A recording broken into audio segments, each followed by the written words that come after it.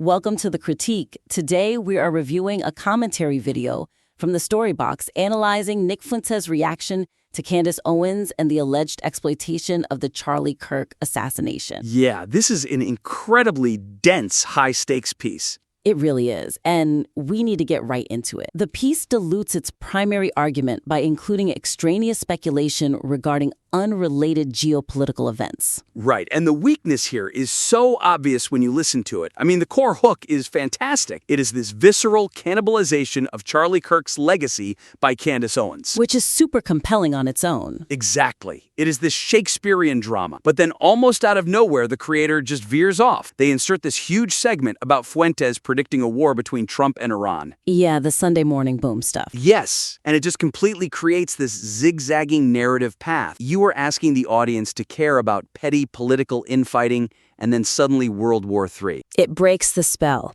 My suggestion here is to employ strict topical bracketing to maintain your narrative velocity. So just fencing off the actual topic. Exactly. The goal is to keep the listener totally locked into the specific interpersonal drama. Do not ask them to process unrelated foreign policy predictions. So what does that look like practically for the creator? You have to cut the fad. Specifically, you need to completely remove the section regarding the end of MAGA and the siding with the Muslims comment about Iran. Just drop it entirely? Entirely. It confuses the timeline and it muddies the tone. Focus all that narrative energy on the imagery the creator already has, the Venus flytrap and parasite metaphors that Fuentes uses. Those are incredibly vivid. They are the best part. Direct the listener there rather than getting bogged down in foreign policy takes. Let the grotesque, powerful images of absorption of cloud actually land. I completely agree. And you know, speaking of getting bogged down, there was another thing that really dragged the pacing. The narrator keeps apologizing for using Fuentes as a source. Right? The constant disclaimers. Calling him a dingbat over and over. It felt like he was fighting two battles at once. Yeah, that is a huge pacing drag. The concrete fix for that is to consolidate the disclaimer. Do not apologize every 2 minutes. It makes you sound insecure. So just hit it once at the top? Exactly. Script a single sturdy sentence right at the start. Say something like, despite my profound disagreements with Nick Fuentes on almost every issue, his assessment of Candace Owens here is undeniable. And then just move on. Just move on. Never qualify it again. That is so much stronger. It shifts the energy from please do not be mad at me to listen to this evidence. Spot on. Now shifting gears a bit, placing a casual admission of sharing misinformation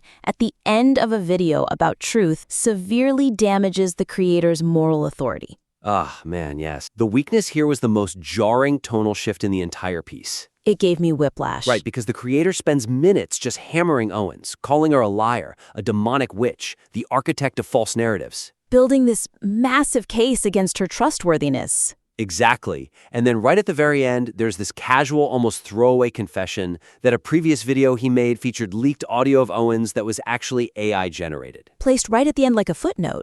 Like, a total oops. By the way, I did this too. It makes the creator look like a completely unreliable narrator playing by the exact same loose rules he's criticizing her for. It really does. My suggestion is you either separate corrections into a totally distinct piece of content, or you frame the correction as a primary evidence point for the chaotic nature of the ecosystem. Rather than hiding it in the fine print. Right. So a concrete example of how to do this is the truth sandwich approach. If you absolutely must include this AI confession, place it early. Frame it differently. Frame it as Candace is so chaotic that even I was briefly fooled by an AI fake. So here's why we need to be rigorous. That is brilliant. It turns a mistake into an actual argument for how treacherous the landscape is. It restores your authority instantly, but you also have to eliminate the justification. You mean where he says it sounded very interesting? Yes.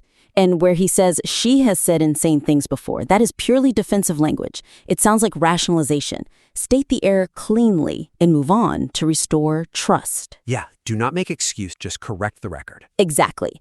And before calling someone the architect of lies, you have to do a glass house check. Make sure your own record is spotless in this specific runtime. That is a great thumb. If you are going to play the judge, your hands have to be clean. Now, moving to the audience experience, because listening to this, I felt like I was missing a whole dictionary of lore. The content assumes a level of lore knowledge that alienates listeners who aren't deeply embedded in this specific micro-community. That is the weakness in a nutshell. It relies heavily on proper nouns without any context. It just throws out terms like gropers, Tyler Robinson, stupid Peters. Rapid fire. Just boom, boom, boom. And references to Erica's pickup line, if I am a casual observer, I have no idea why siding with the Muslims is relevant to Fuentes or who Tyler Robinson even is. It is the curse of knowledge. The creator is so deep in the weeds, they forget the audience is not. The suggestion here is to integrate micro-definitions or bridge context. You have to explain the players without slowing down the rant. Give me a concrete example of that, because it is hard to do without dumping exposition. It is actually very quick. Instead of just saying Tyler Robinson, say Tyler Robinson, the alleged assassin. Just 2 extra words. Exactly. It contextualizes the cast instantly. Same with the faction. When you mention the Gropers going after the candy cult, add a quick clause. Like what? Say, if we can get Fuentes' army of Gropers to distract Owens' devoted candy cult. Ah, I see. So you define the relationship between the nouns without giving a history lesson. Right.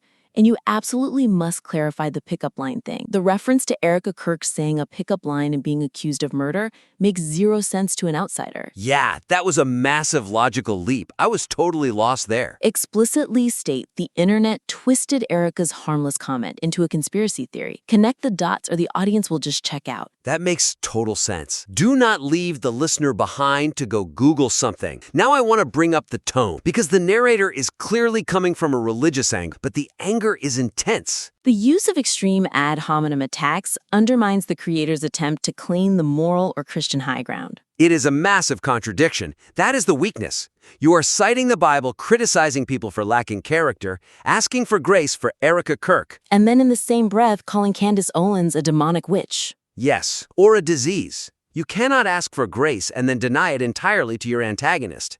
It feels purely tribalistic, which is exactly what the creator claims to hate. It sounds vindictive. The suggestion is to elevate the critique from personal insults to behavioral analysis. The argument is so much stronger if you sound like the sane adult in the room analyzing the chaos. So how do you practically change a phrase like demonic witch? Replace insults with descriptors. Swap demonic witch for calculated opportunist or divisive figure. That still has teeth, but it sounds analytical. Exactly. It attacks her actions, not her soul. And here's the best part. You can let the source do the dirty work. What do you mean? Nick Fuentes is already using insane language on the tape. He says she cannibalized Kirk. He calls her shamanistic. Let him be the one to use the extreme language. Ah, so the narrator just synthesized. Right. You are the calm observer pointing out how crazy the source material is. If you start calling her a witch too, you're just rolling around in the mud with them. That is a much stronger position. And it really fixes the ending too, because the video signs off with "be blessed." Yes. Tonal alignment is key here. If you end with a Christian blessing, the preceding 10 minutes cannot be filled with vitriol. It makes the sign-off feel sarcastic or hypocritical. Refine this argument. Let us quickly recap the main actionable points for the next draft. First, bracket out unrelated geopolitical speculation. Keep the narrative tight on the cannibalization metaphor. Cut the Trump and Iran stuff. Second, handle corrections with gravity.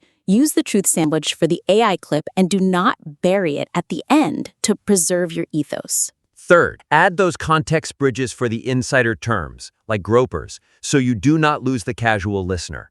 And finally, align your rhetorical tone. Avoid name-calling if you are claiming the moral high ground, and let the source material provide the extreme imagery. Excellent advice across the board. We really want to see how this piece evolves because the core argument is very strong. Please refine the script with these suggestions and submit the next iteration back to us for review. We look forward to seeing your progress.